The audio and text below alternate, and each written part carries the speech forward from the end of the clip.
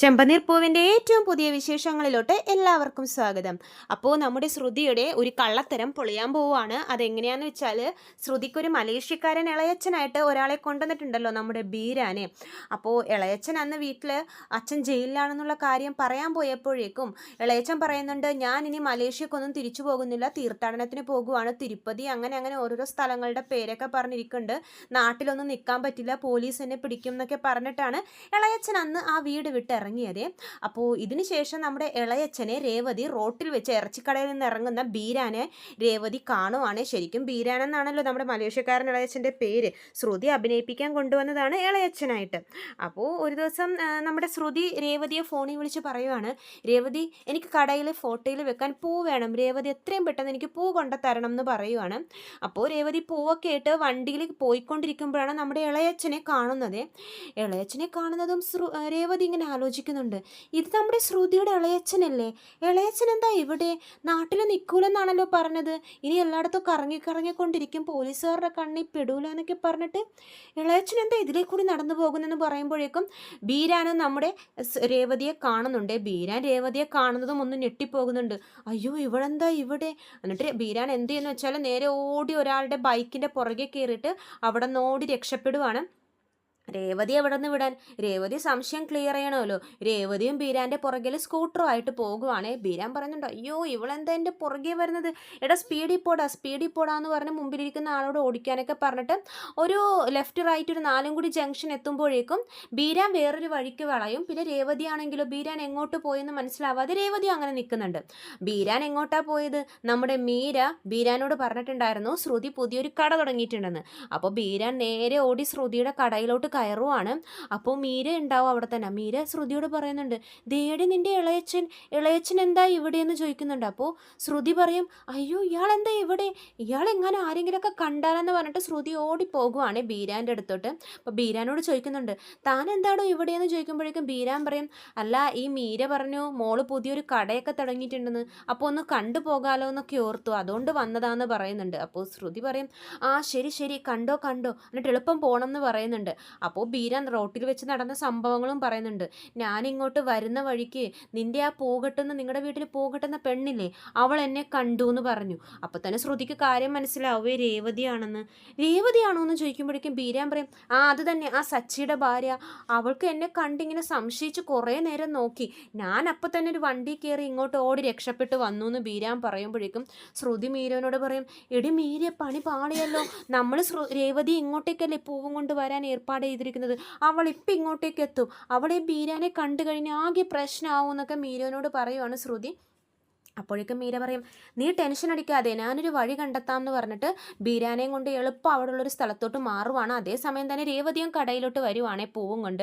അപ്പോൾ ശ്രുതി പൂ മേടിച്ചിട്ട് എളുപ്പം രേവതിയെ പറഞ്ഞു വിടാൻ നോക്കുന്നുണ്ട്. അപ്പോൾ രേവതി പറയും, പൂ ഞാൻ തന്നെ ദൈവത്തിൻ്റെ ഫോട്ടോയിൽ വെച്ച് തരാമെന്ന് പറഞ്ഞ് രേവതി അവിടെ നിൽക്കുവാണേ. അപ്പോൾ ശ്രുതി പറയും, വേണ്ട എൻ്റെ കടയിലെ ദൈവത്തിൻ്റെ ഫോട്ടോക്ക് ഞാൻ തന്നെ പൂ വെച്ചോളാം എന്ന് പറയുവാണ്. അപ്പോൾ രേവതി പറയും, ഇല്ല ഞാൻ തന്നെയാണ് എല്ലാ കടയിലും പൂ കൊടുക്കുമ്പോൾ വെച്ച് കൊടുക്കാറ്, ഞാൻ വെച്ച് തരാമെന്ന് പറഞ്ഞിട്ടൊന്നും ശ്രുതി സമ്മതിക്കുന്നില്ലേ. ശ്രുതിക്ക് എങ്ങനെയെങ്കിലും രേവതി അവിടെ പറഞ്ഞു വിടണം. പക്ഷെ രേവതി ഉണ്ടാ പോകുന്നു. ശ്രുതി പൂ വെക്കുന്നതും നോക്കി രേവതി അങ്ങനെ നിൽക്കുവാണ്. ശ്രുതിക്കാണെങ്കിൽ പൂ വെക്കാനും അറിയില്ല. അവസാനം രേവതി തന്നെ പൂ വെച്ച് കൊടുക്കുന്നുണ്ട്. ബീരാനും മീരയും കൂടി അവിടെ ഒരു മൂലയിൽ ഇങ്ങനെ ഒളിഞ്ഞു നിൽക്കുവാണ്.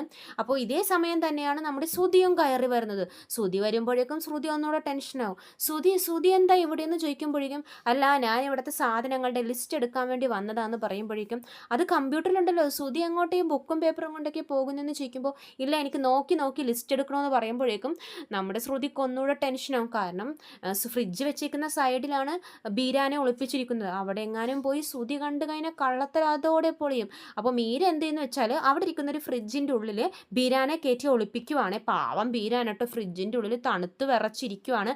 എളുപ്പം തുറന്നു വിടണേന്നൊക്കെ പറഞ്ഞിട്ടാണ് പാവം കയറുന്നത് കേട്ടോ. എന്തൊക്കെയായാലും ഇളയച്ചൻ്റെ പാവം തന്നെയാണ്. അപ്പോൾ അങ്ങനെ ശ്രുതിയും വന്നു കഴിയുമ്പോഴേക്കും പുറകെ നമ്മുടെ സച്ചിയും മഹേഷും കൂടി വരുവാണ്. അപ്പം മീര പറയുന്നുണ്ട്, ഇതെന്താടി കുടുംബക്കാർ മൊത്തം വരുന്നുണ്ടല്ലോ നിൻ്റെ കടയിലോട്ട്. അപ്പോൾ ശ്രുതി പറയും, അതാ ഞാനും ആലോചിക്കുന്നത്, ഈ സച്ചി എന്താ ഇവിടെയെന്ന് ചോദിക്കുമ്പോൾ സച്ചി പറയും, അതെ മഹേഷിനൊരു ഫ്രിഡ്ജ് വേണം, അപ്പോൾ ഞാൻ നിൻ്റെ കടയിലോട്ട് കൂട്ടിക്കൊണ്ട് വന്നു, ഇവിടെ കുറേ വെറൈറ്റീസ് ഒക്കെ ഉണ്ടല്ലോ, അതാണെന്ന് പറയുമ്പോഴേക്കും ശ്രുതിയുടെ മുഖത്തൊരു പുച്ഛം ഉണ്ടാവുകയെ. കാരണം ശ്രുതിക്കൊക്കെ ചന്ദ്രയുടെ അതേ സ്വഭാവമാണല്ലോ, പണം ഉള്ളവർക്കേ അവർക്ക് വിലയുള്ളൂ. അപ്പോൾ സച്ചി പറയുന്നുണ്ട്, നീ പേടിക്കണ്ട, മഹേഷ് കാശൊക്കെ തരും. ഏറ്റവും ലേറ്റസ്റ്റ് മോഡൽ ഏതൊക്കെയാണെന്ന് കാണിച്ചു കൊടുക്കാൻ പറയുവാണ്. അപ്പോൾ ശ്രുതി പറയുന്നുണ്ട് ദേ ആ സൈഡിലുണ്ട്, നിങ്ങൾ പോയി നോക്കാൻ പറയുവാണ്. അപ്പോൾ സച്ചി പറയും നീയും കൂടി വന്നിട്ടൊന്ന് കാണിച്ചു തടാന്ന് പറയുവാണ്. അപ്പോൾ മീരക്ക് ടെൻഷൻ ആവുകയെ, കാരണം ഫ്രിഡ്ജിൻ്റെ ഉള്ളിലാണല്ലോ ബീരാൻ ഇരിക്കുന്നത്. മീര അപ്പം ഇങ്ങനെ എടി ശ്രുതി ഫ്രിഡ്ജിൻ്റെ ഉള്ളിലാണ് ഞാൻ അയാളെ ഒളിപ്പിച്ചിരിക്കുന്നത്, ഇവർ ഫ്രിഡ്ജിൻ്റെ സൈഡിൽ പോയാൽ ആകെ കള്ളത്തരമൊക്കെ പൊളിയല്ലോ എന്ന് പറയുവാണേ. അങ്ങനെ സച്ചിയും അവരൊക്കെ കൂടി ഓരോ ഫ്രിഡ്ജ് തുറന്ന് നോക്കുന്നുണ്ട് ഏതാ നല്ലതെന്നൊക്കെ അറിയാൻ വേണ്ടി. അങ്ങനെ തുറന്ന് വരുമ്പോഴേക്കും നമ്മുടെ ബീരാൻ കയറിയിരിക്കുന്ന ഫ്രിഡ്ജിലെത്തുവാണ്. അതെത്തുമ്പോഴേക്കും മീര എന്ത് ചെയ്യുമെന്ന് വെച്ചാൽ നേരെ ഓടിപ്പോയി ആ ഫ്രിഡ്ജിനെ കെട്ടിപ്പിടിച്ച് നിൽക്കും. അപ്പോൾ സച്ചി ചോദിക്കും ഇതെന്താണ് നീ ഈ ഫ്രിഡ്ജിനെ കെട്ടിപ്പിടിച്ച് നിൽക്കുന്നത്, ഈ ഫ്രിഡ്ജ് തുറക്കണ്ട, നിങ്ങൾ വേറെ എവിടെയെങ്കിലും പോയി ഫ്രിഡ്ജ് നോക്കാൻ പറയുവാണ്.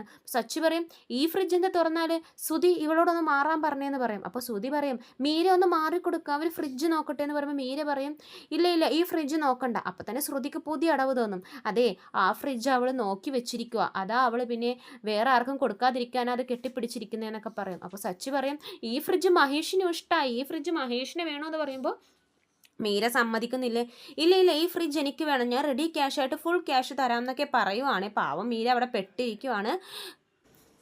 ബീരാനെ കണ്ടു കഴിഞ്ഞാൽ നമ്മുടെ ശ്രുതിയുടെ കള്ളത്തരം എല്ലാം കൂടി പൊളിയുമല്ലോ. അപ്പോൾ അങ്ങനെ മീര അത് കെട്ടിപ്പിടിച്ച് നിന്നിട്ട് ആ ഫ്രിഡ്ജ് മീരക്ക് തന്നെ വേണം എന്ന് പറഞ്ഞാൽ ഉറച്ച വാശിയിൽ നിൽക്കുവാണ്. അപ്പോൾ ശ്രുതിനോട് സച്ചി പറയും എടാ ഈ ഫ്രിഡ്ജ് മര്യാദക്ക് മഹേഷിന് കൊടുക്കാൻ പറയുമ്പോൾ ശ്രുതിക്ക് അറിയാമല്ലോ ആ വിലയില്ലാത്തതുകൊണ്ട് തന്നെ ആ ഫ്രിഡ്ജ് നമ്മുടെ മീരക്ക് തന്നെ കൊടുക്കാൻ ഉദ്ദേശിക്കുവാണ്. അപ്പോൾ സച്ചിക്ക് നല്ല ദേഷ്യം വരുന്നുണ്ട്. മഹേഷ് പറയും വേണ്ട പ്രശ്നം ഉണ്ടാക്കണ്ട, നമുക്ക് വേറെ കടയിൽ പോയി നോക്കാമെന്ന് പറഞ്ഞിട്ട് അവർ ആ കടയിൽ നിന്ന് ഇറങ്ങുവേ. പക്ഷേ രേവതി അവിടെ നിന്ന് ഈ മറ്റേ സംഭവം വിടുന്നു, റോട്ടിൽ ഇളയച്ചനെ കണ്ടത്. രേവതി ഇങ്ങനെ ആലോചിച്ച് ആ സംശയം സച്ചിനോട് പറയുന്നുണ്ട്. സച്ചിയേട്ടാ ഇന്ന് ഞാൻ റോട്ടിൽ വെച്ച് നമ്മുടെ ശ്രുതിയുടെ ഇളയച്ചനെ കണ്ടായിരുന്നു എന്ന് പറയുകയാണ്. അപ്പോൾ സച്ചി പറയും അതിന് അയാൾ ഇവിടെ ഇല്ലല്ലോ, അയാൾ ഫുൾ യാത്രയിലല്ലേ.